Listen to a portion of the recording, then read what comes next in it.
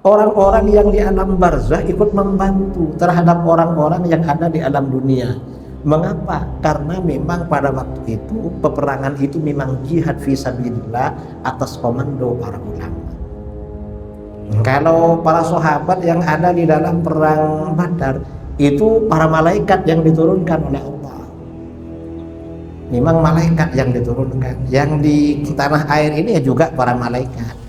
Kadang ya selain para malaikat, orang-orang yang sudah meninggal itu oleh Allah dihidupkan lagi. Ya bukan hidup kayak begini ya. Dan terjadinya kemerdekaan umat Islam di Indonesia itu juga merupakan rangkaian dari dakwah Islam. Mengapa begitu? Dakwah Islam ya berarti ini memang ada hubungannya dengan kelahiran baginda Rasulullah SAW.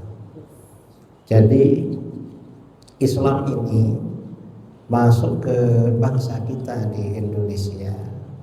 Sebagian sejarawan mengatakan itu pada periode sahabat. Diperkirakan paruh pertama abad pertama Hijriah, sebelum tahun 50 Hijriah sudah ada bangsa kita yang masuk Islam. Cuman penyebaran Islam secara masif, secara besar-besaran itu mulai berkembang abad ke-6 Hijriah.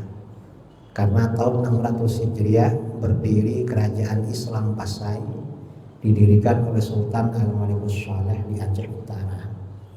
Lalu kemudian Islam ini tersebar lebih besar lagi di akhir pemerintahan kerajaan Majapahit pada abad ke-15 Masehi atau abad ke-9 Hijriah, yang penyebarannya kalau di Pulau Jawa itu melalui generasi Wali Songo. Nah, setelah Wali Songo ini menyebarkan Islam, di akhir periode Wali Songo ini Majapahit ini runtuh, kemudian diganti dengan kerajaan Islam namanya Kerajaan Demak Bintoro yang didirikan oleh Raden Fatah. Raden Fatah ini kebetulan putranya Raja Majapahit yang pertama masuk Islam. Raja Majapahit yang pertama masuk Islam itu Raja Prabu Brawijaya V, diislamkan oleh Sunan Kalijogo. Lalu setelah Islam dikudeta dan dikudeta, tapi beliau selamat ya, tidak terbunuh, tetapi kerajaannya hancur. Lalu anaknya yang bernama Raden Fatah yang memang tumbuh dalam keadaan Islam mendirikan kerajaan Demak Bintoro. Setelah itu Wali Songo ini meninggal, tidak ada, kemudian Portugis masuk ke Indonesia.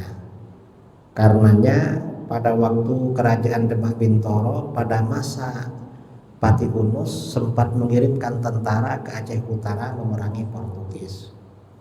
Lalu setelah itu Spanyol, setelah itu Belanda, katanya sekitar 350 tahun. Nah, pertanyaannya, mengapa Belanda, Portugis ini masuk ke Indonesia? Kalau yang diterangkan di dalam ilmu sejarah Indonesia katanya cari rempah-rempah ke sini. Itu sebenarnya bukan cari rempah-rempah, tapi apa? Itu sebenarnya bagian dari rangkaian perang salib atau kristenisasi, menyebarkan agama Kristen di negeri kita. Pada awal-awal masuknya penjajah ke Indonesia, umat Islam ini di negeri kita baru 20%. Jadi baru 20%. Setelah Indonesia merdeka, ternyata bagaimana? Umat Islam ini menjadi 90%. Artinya apa? 70% umat Islam Indonesia itu dakwahnya proses Islamisasi pada masa-masa penjajahan. Sekarang ini tinggal 10% lebih. Kita sudah 81 tahun merdeka, tapi kita sebagai generasi gak mampu mengislamkan sisanya. Kita kalah dengan pendahulu-pendahulu kita, sanggup mengislamkan banyak orang di masa-masa penjajahan. Sekarang di masa-masa kemerdekaan kita gak sanggup mengislamkan sisanya. Ya adalah yang masuk Islam tapi tidak semasif sebelum kemerdekaan. Nah, hubungannya lagi masalah kemerdekaan dengan dakwah Rasulullah SAW. Perang kemerdekaan ini hampir mirip dengan peperangan yang dilakukan oleh Rasulullah SAW. Miripnya gimana? Kita lihat Rasulullah SAW di dalam berbagai peperangan, juga peperangan para sahabat, lalu peperangan generasi-generasi berikutnya, itu oleh Allah diberi kemenangan semata-mata karena umat Islam itu benar. Salah satu contoh misalnya perang Badar. Perang Badar ini di dalam Al-Quran disebut dengan Yaumul Furqan, hari di mana Allah membedakan antara kebenaran dengan kebatilan. Artinya dalam perang Badar kemenangan itu diraih semata-mata karena Islam itu benar. Karena kalau secara kalkulasi militer mestinya umat Islam itu kalah. Mengapa begitu? Yang namanya kalkulasi militer, pertama dilihat dari jumlah personel, kedua dilihat dari perlengkapan persenjataan. Secara jumlah personel umat Islam itu jauh dengan orang musyrik dalam perang Badar. Bayangkan orang musyrik itu jumlah personilnya 1000 tentara, sementara umat Islam jumlahnya 313. Berarti tiap orang umat Islam harus melawan minimal 3 orang kafir atau 4 orang. Coba bayangkan kalau kita misalnya di jalan sendirian jumpa orang kafir 3 atau 4 orang, kira-kira berani apa enggak? Kan mikir-mikir. Ini para sahabat berani. Mengapa berani? Karena keimanannya. Kita ini bersama Allah, Allah yang menolong. Ini dari jumlah personel, belum lagi persenjataan. Persenjataan bagaimana? Sama sekali gak lengkap. Orang musyrik tentaranya 1000 lengkap karena memang mereka pergi mau perang. Sementara orang Islam waktu berangkat bukan mau perang, bawa senjata asal-asalan. Rencananya tujuannya mau mencegat kafilah rombongan orang-orang musyrik yang pulang berdagang dari Syam, mau dicegat. Sebagai balasan karena harta benda umat Islam yang hijrah itu diambil oleh orang musyrik di Mekah, mau balas itu. Ternyata orang musyrik ini lolos melarikan diri. Setelah lolos mereka mengajak memprovokasi penduduk Mekah yang musyrik untuk melakukan perang. Tentunya senjatanya lengkap. Para sahabat waktu itu yang 313 yang bawa pedang untuk perang itu cuma 8 buah pedangnya. Itu pun yang tajam cuma 2, yang lain tidak tajam. Karenanya ketika 2 tentara ini berhadap-hadapan, Rasulullah SAW berdoa kepada Allah dengan sungguh-sungguh. Doanya Rasulullah diantaranya, Allahumma intahlik hadhil isabah falan tu'bada ba'dal yaum. Ya Allah, kalau tentara saya ini hancur hari ini, maka setelah ini tidak ada lagi yang beribadah kepadamu. Rasulullah berdiri, doa diulang-ulang sampai-sampai selendangnya jatuh. Begitu selendang jatuh, diambil oleh Sayyidina Abu Bakar. Hasbuka ya Rasulullah, cukup Rasulullah, cukup Rasulullah. Akhirnya perang dimulai. Begitu perang dimulai, ternyata bagaimana umat Islam diberi kemenangan luar biasa, saudara. Umat Islam yang gugur sebagai syahid 14 orang. Orang musyrik berapa? Orang musyrik yang mati tewas 70 orang. Lalu yang ditangkap sebagai tawanan 70 orang. Ini kemenangan luar biasa. Luar biasa. Dan ini perang pertama. Perang pertama ini perang ya kemenangan luar biasa. Dengan kemenangan ini apa namanya? Memang banyak keanehan. Keanehannya banyak. Makanya di dalam Al-Quran dikatakan falam taqtuluhum walakinnallaha qatalahum. Bukan kalian hai orang-orang beriman yang membunuh orang-orang musyrik itu, tapi Allah sebenarnya yang membunuh mereka. Di dalam kitab-kitab tafsir ketika menjelaskan ayat ini, para sahabat bercerita, memang dalam perang Badar ini aneh katanya. Mengapa? Kami pegang pedang. Pedang disiapkan mau memenggal kepala orang musyrik. Pedang ini belum nyampe, leher sudah patah duluan. Ini gimana kok sudah patah ini? Baru mau menggal sudah patah duluan. Siapa yang membunuh? Al-Quran menjawab, bukan kamu yang membunuh, itu Allah yang membunuh. Ini dalam perang Badar, saudara. Mengapa? Karena umat Islam keimanannya sudah luar biasa. Keimanan yang luar biasa, tekad yang luar biasa, pertolongan dari Allah yang akan turun. Karenanya umat Islam ini di dalam berusaha, dalam berjuang, jangan mengandalkan dirinya sendiri, tetapi harus mengandalkan keyakinan dan pertolongan Allah. Dan ini juga yang terjadi dalam perang 45. Perang kemerdekaan, pahlawan kita ini gak punya senjata. Senjatanya bambu runcing.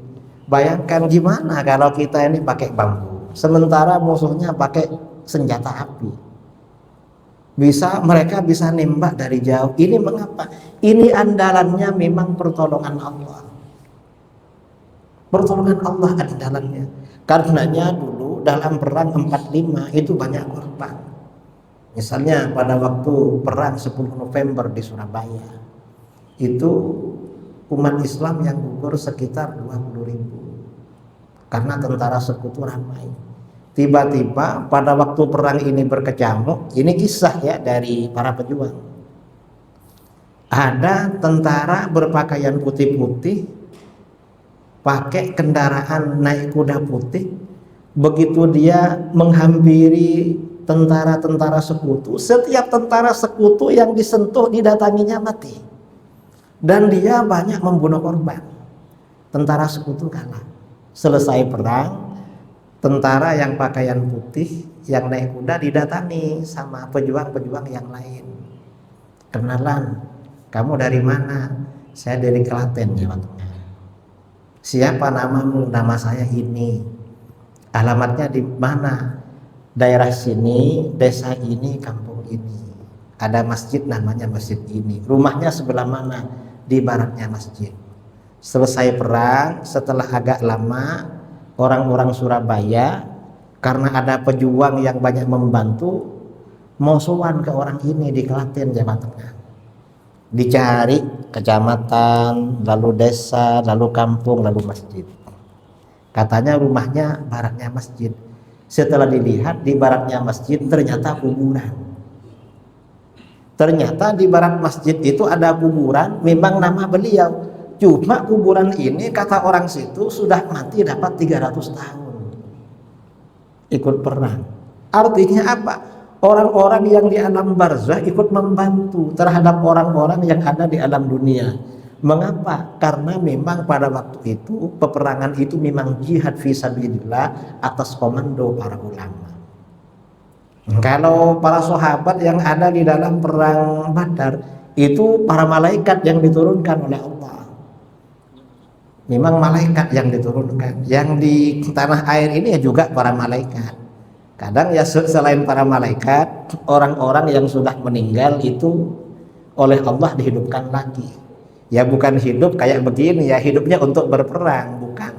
Setelah itu langsung gak ada, ruhnya saja cuma tasyakul, berbentuk seperti seakan-akan masih hidup itu. Ini kalau diceritakan pada orang-orang yang nggak percaya alam kubur, ya yang nggak percaya maulid Nabi, nggak percaya, nggak masuk akal. Tapi sebenarnya kisah-kisah seperti ini diterangkan di dalam kitab-kitab seperti Syarhus Sudur karangan Imam Jalaluddin As-Suyuti, atau sebelumnya di dalam kitab Ar-Ruh karangan Imam Ibnu Qayyim al-Jauziyah, salah satu ulama yang menjadi panutan Wahabi. Nah, ini artinya apa, saudara? Kemerdekaan ini merupakan kemerdekaan umat Islam. Karena ini kemerdekaan umat Islam, maka kita sebagai umat Islam harus mengisi dengan sungguh-sungguh. Kalau isinya nggak betul sesuai dengan firman Allah, kalau isinya betul, negeri kita ini menjadi rahmah. La in syakartum la azidannakum. Apabila kalian bersyukur terhadap kemerdekaan yang diberikan pada kalian, kenikmatan Allah akan ditambah. Kita ini harus mensyukuri kemerdekaan, dan kita harus berterima kasih kepada para pahlawan, mendoakan mereka. Mengapa harus mengenang para pahlawan? man lam yashkurin nas man lam yashkurin nas lam yashkurillah. Orang yang tidak berterima kasih kepada manusia yang menjadi perantara lewatnya nikmat Allah kepada kita, berarti tidak berterima kasih, tidak bersyukur kepada Allah. Makanya kita hari pahlawan. Makanya kalau upacara mengheningkan cipta mulai, jangan melamun, tapi gimana kirim Fatihah kepada pahlawan. Yang karena dulu bangsa kita yang memang nggak tahu caranya mengheningkan cipta. Kalau umat Islam Al-Fatihah, itu namanya mengheningkan cipta. Tapi wala in kafartum, apabila kalian kufur, tidak mengisi kemerdekaan dengan hal-hal yang positif, malah isinya negatif. Inna azabi lasyadid, azab Allah akan benar-benar pedih. Sekarang ini saudara, di negeri kita banyak musibah, banyak malapetaka. Kemarin di Flores terjadi gempa bumi dan itu dahsyat, bangunan-bangunan runtuh. Beberapa bulan sebelumnya di Aceh terjadi apa namanya? Itu banjir bandang dan yang terpengaruh 80%. Ini mengapa terjadi seperti ini? Jangan dikira ini fenomena alam. Betul memang fenomena alam. Tetapi kalau terjadi musibah macam ini pertanda kemaksiatan merajalela. Ini kemaksiatan saudara. Kira-kira yang seperti ini, musibah yang seperti ini maksiatnya maksiat apa? Musibah ini kalau besar berarti maksiatnya besar. Dalam hadis ya dari Imran bin Husain radhiyallahu an, Rasulullah sallallahu alaihi wasallam bersabda, yakunu fi hadhil ummati khasfun. Umat Islam ini akan dilanda 3 musibah. Yang pertama khasaf, orang-orang yang dibenamkan ke dalam tanah oleh Allah. Ini umat Islam. Ini terjadi di negeri kita tahun 2018 di Palu. Terjadi gempa, lalu kampung itu berpindah, lalu bangunan di atasnya di blender dimasukkan ke dalam tanah. Ini khasaf namanya. Kemudian waqaufun, orang-orang yang dilempar oleh Allah. Ada orang di laut dilempar, orang-orang di darat dilempar ke laut, namanya tsunami. Terjadi tahun 2004 di Aceh. Lalu di Palu 2018. Kemudian ada orang-orang di darat dilempar dari atas, namanya tanah longsor. Terjadi di Aceh, lalu di Jawa Tengah dulu. Lalu yang ketiga wa mashun, ada orang-orang dirubah rupa. Manusia dirubah menjadi hewan. Ini sampai sekarang belum ada berita. Alhamdulillah, mudah-mudahan gak terjadi, tapi pasti terjadi. Para sahabat bertanya, mata yakunu dzalika ya Rasulullah? Itu kapan terjadi wahai Rasulullah? Rasulullah sallallahu alaihi wasallam menjawab, tandanya ada 3. Apa 3 itu? Idza takhadhu al-qainat, apabila mereka menjadikan penyanyi-penyanyi perempuan. Ini sekarang dah lama marah di kafe-kafe, di mana-mana masyarakat Melayu menikahkan anak, undang karaoke, nyanyi perempuan, nggak pakai jilbab, ya. Dan walaupun pakai jilbab nggak boleh. Kadang-kadang ya kita ini sok Islami. Saya sekarang agak Islami menikahkan anak. Kenapa? Karena yang diundang berjilbab, lakunya sholawat. Ya betul berjilbab, lakunya sholawat. Tapi kalau yang nonton laki-laki, kira-kira khusyuk pada sholawatnya apa penyanyinya? Kan beda itu. Kita ini normal, makannya banyak. Ini kemudian wattakhadhu al-ma'azif, dan mereka menjadikan alat-alat musik. Kalau sudah penyanyi alat musik dah tambah itu. Apalagi kalau di kampung-kampung ya, masyarakat Melayu, ya di Jawa juga. Ini kalau udah penyanyi-penyanyi biasanya semakin malam semakin panas suasana, semakin terbuka. Lalu yang ketiga apa? Wasyaribu al-khumur. Mereka meminum minuman keras yang namanya narkoba. Dan ini merajalela. Di mana? Ya di mana-mana, termasuk di Aceh. Lah dulu sebelum tsunami kan masih GAM apa Islami. Saya itu pernah kenalan dengan teman mantan tentara GAM. Dulu sering nyopir saya kalau saya ke Aceh. Saya mantan GAM Kiai. Terus tapi saya bertaubat dari GAM. Mengapa? Karena komandan kami bisnisnya jualan ganja. Gimana kalau komandannya jualan narkoba atau ganja? Kira-kira anak buahnya gimana? Kemarin beberapa bulan lalu ketika terjadi banjir bandang, saya telepon kawan saya ulama Aceh. Tengku, ya Kiai, katanya kalau musibah-musibah macam ini maksiatnya ini. Apa Kiai? Dalam hadis, saya bacakan hadisnya.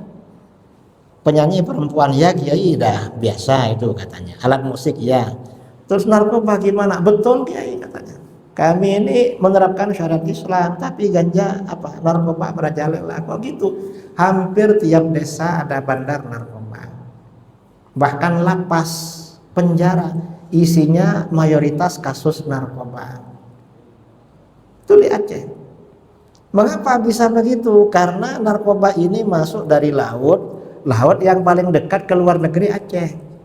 Termasuk narkoba yang masuk ke Riau melalui Dumai ya. Kemudian masuk ke Medan, Riau melalui Tembilahan. Pokoknya yang ada jalur darat, yang ada jalur air ya, sampai ke Indonesia Timur. Karenanya memang apa namanya ya, pada masa-masa sekarang ini kita ini darurat narkoba. Darurat ini kita kalau punya anak memang yang bagus pada masa sekarang ini masukkan pondok. Dan itu pun ya harus cari pondok yang benar-benar steril. Karena kalau pondok ada santrinya sekolah dari luar, kadang yang dari luar itu bawa penyakit dari luar, bawa narkoba ke dalam ke kawan-kawannya. Ini zaman sekarang memang.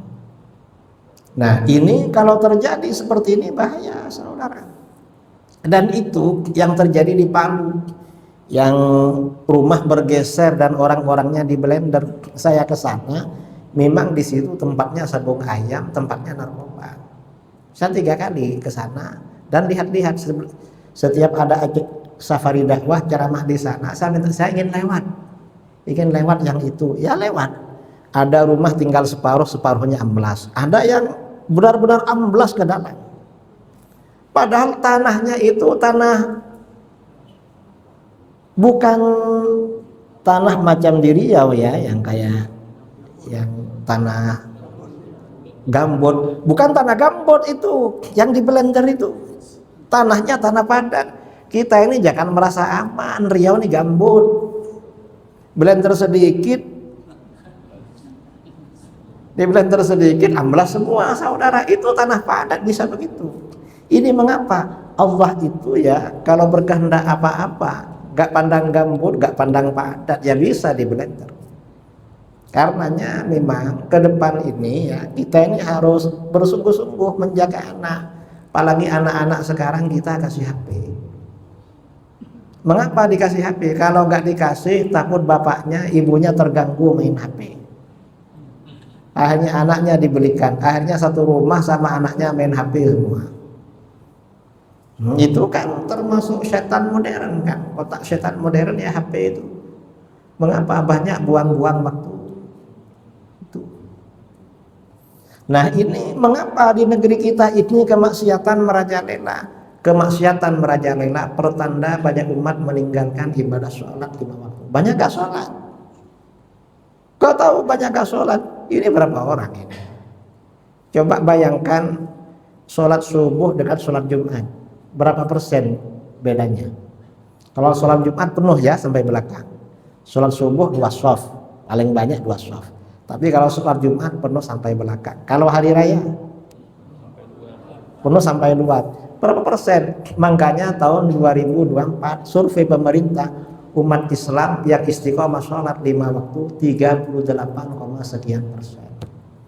Yang 61, sekian itu gak istiqomah sholat. Ada yang sholat cuma sibuk sedikit gak sholat. Ada yang sholat cuma biasa gak sholat. Ada yang sholatnya mingguan, ada yang sholatnya setahun 2 kali. Nah, dan ini mengapa umat Islam ini banyak yang gak sholat? Karena memang standar keilmuan saudara kita ini lemah. Buktinya lemah, banyak gak bisa baca Quran. Hasil survei Institut Ilmu Al-Quran Jakarta 2024. Umat Islam Indonesia yang buta aksara Quran, yang gak bisa baca Al-Quran 74%. Setiap 100 orang yang bisa baca Quran cuma 26 orang, yang 74 gak bisa. Apa gak TPQ? TPQ, cuma TPQ baru naik Al-Quran, belum hatam, langsung dicabut sama orang tuanya. Dah gak ngaji lagi. Dikiranya kalau sudah naik dari Iqra ke Al-Quran, walaupun belum hatam, dikiranya sudah fasih seperti imam kita. Padahal baru belajar itu. Mengapa ditarik sama orang tuanya, diganti bimbel, bimbingan belajar fisika, bahasa Inggris, matematika atau apa? Takut gak bisa bahasa Inggris, takut gak bisa pelajaran apa gitu. Artinya apa? Kalau yang Quran ini pokoknya dasar-dasar. Tapi kalau yang ilmu umum harus sungguh-sungguh. Akhirnya apa? Begitu lulus sekolah dasar, sebagian sekolah umum dah lupa Quran. Yang masuk pondok di tes Al-Quran gak bisa lagi. Ini masyarakat kita. Jadi memang standar keilmuannya itu lemah. Dan banyak ya yang ini saudara-saudara kita kadang jadi imam tuh gak sah jadi imam. Mengapa gak sah? Ya karena apa namanya? Fatihahnya gak benar. Baca Fatihah gak benar. Negeri kita ini kalau di kota-kota seperti di sini bagus memang. Karena imamnya memang diseleksi. Tapi coba di kampung-kampung. Saudara yang asalnya kampung, sholat berjamaahnya kira-kira bagaimana? Karena hasil survei yang istiqomah sholat berjamaah diperkirakan nggak sampai 5%. Mungkin ini nggak sampai 5%. Kalau di kampung mungkin 1%. Itu biasanya 2 shaf di kampung-kampung, shaf imamnya sama shaf jamaahnya.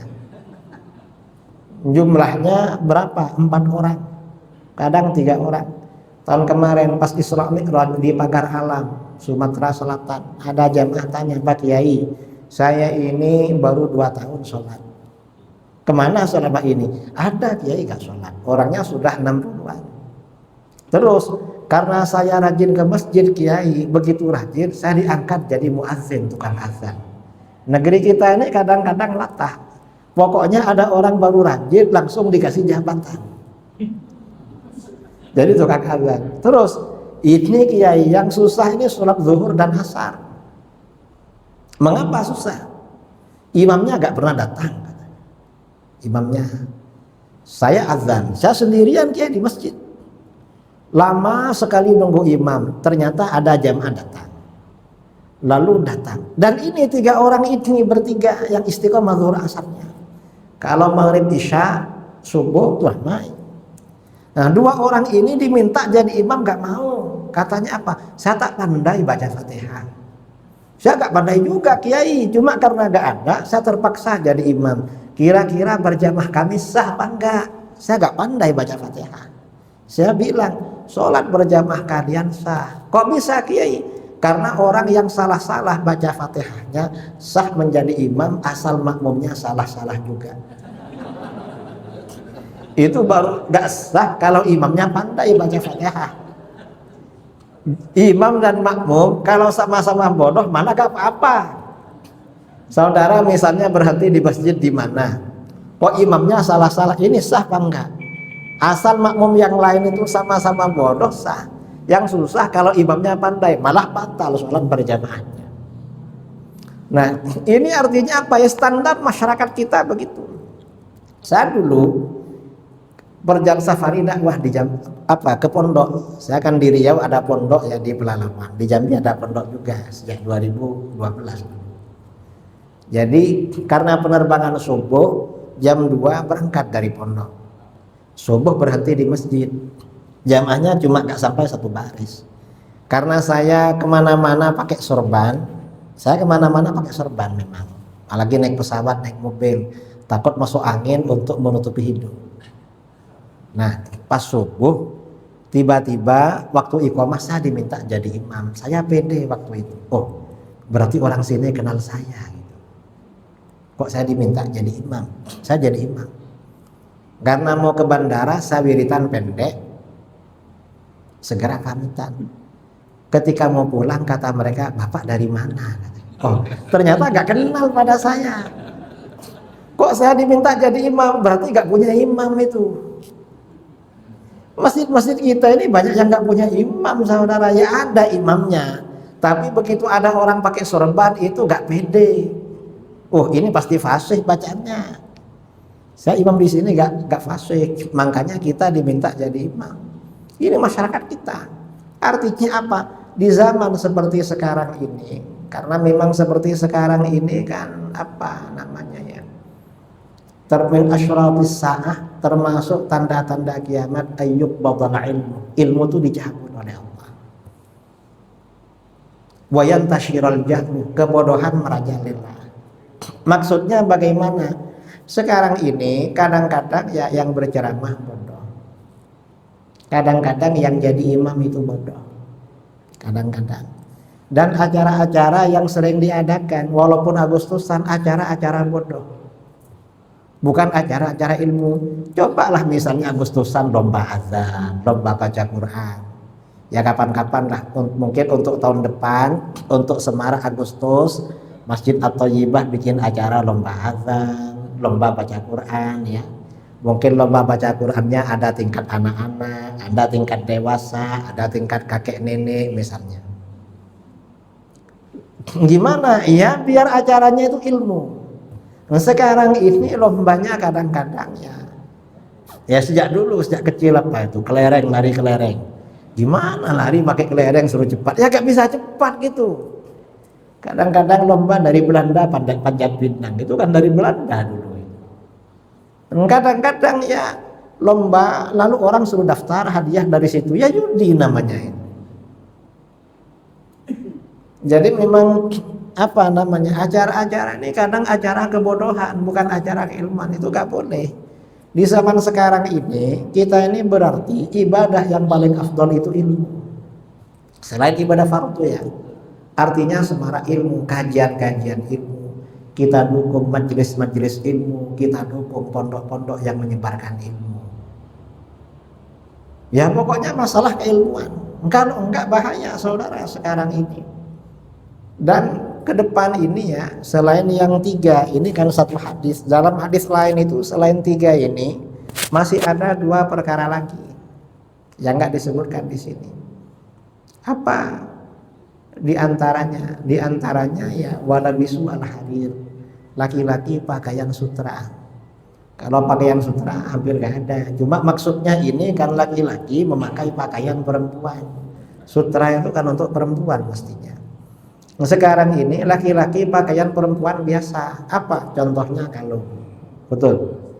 Dulu saudara kalau jalan ke pasar ada leher berkalung, biasanya dilihat dari depan kan cantik pakai lipstik.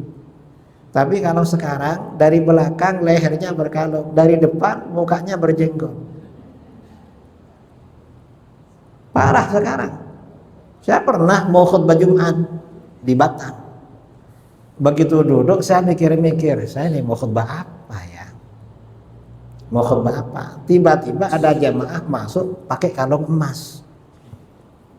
Akhirnya saya khutbah pakai ini. Ya gak tahu yang bersangkutan dengar apa enggak. Kadang-kadang orang dengarkan khotib itu melamun atau kadang ketiduran. Mengapa? Karena habis mandi ruangannya ber-AC, jadi enak tidur, apalagi capek. Makanya sholat Jumat itu dianjurkan sebelum sholat Jumat jangan kerja. Mengapa jangan kerja? Agar gak tidur di masjid. Karena kalau kerja, apalagi kerjanya habis subuh langsung kerja misalnya, nanti buru-buru mandi ke masjid, ya kantuk lah. Akhirnya khotibnya ceramah nyinggung kita gak tersinggung. Kamu gak tersinggung dengan enggak? Kok gak tersinggung? Saya tidur tadi. Jadi bukan mati rasa, memang gak ada rasa. Mau tidur. Ini memang ini ya suasana sekarang ini kemerdekaan. Nah negeri kita ini walaupun sudah merdeka, ini mengapa kita ini sudah merdeka? Kita ini negara OPEC, betul, negara OPEC, tapi minyak mahal sekali di negeri kita. Kita ini negara minyak, tempatnya minyak goreng sawit, tapi dulu pernah bingung minyak goreng, betul. Ini mengapa? Kita ini gak berkah, keberkahan diangkat oleh Allah. Mengapa diangkat? Karena banyaknya kemaksiatan. Karenanya memang ya, karena memang ibadah yang paling penting, yang menjadi Barometer seseorang baik dan tidak itu sholat. Saudara-saudara kita ajak sholat. Anak-anak kita dekatkan dengan masjid. Kalau punya cucu diajak ke masjid, punya anak diajak ke masjid. Ini yang tua-tua yang ke masjid. Ini kalau tua-tua dah mati nanti kosong masjid kita ini. Yang muda-muda mana? Mungkin diajaklah ke masjid atau bagaimana ini. Mengapa begitu? Karena dengan sholat. Sholat itu kalau bagus, yang lain itu bagus juga. Ini pentingnya kita masalah sholat ini. Kalau sholatnya ini parah, yang lain parah juga. Karenanya memang antara musibah, lalu banyaknya kemaksiatan, lalu tidak sholat, itu memang ada hubungan. Jadi itu di belakang itu ya standar keilmuan yang lemah. Pasti ada hubungannya dengan standar keilmuan. Masyarakat kita standar keilmuannya memang lemah sekali. Ya gak ngerti hukum itu, memang gak ngerti. Nah, barangkali ini pengantar kajian ilmiah pagi kali ini, sebelum kita tutup dengan doa,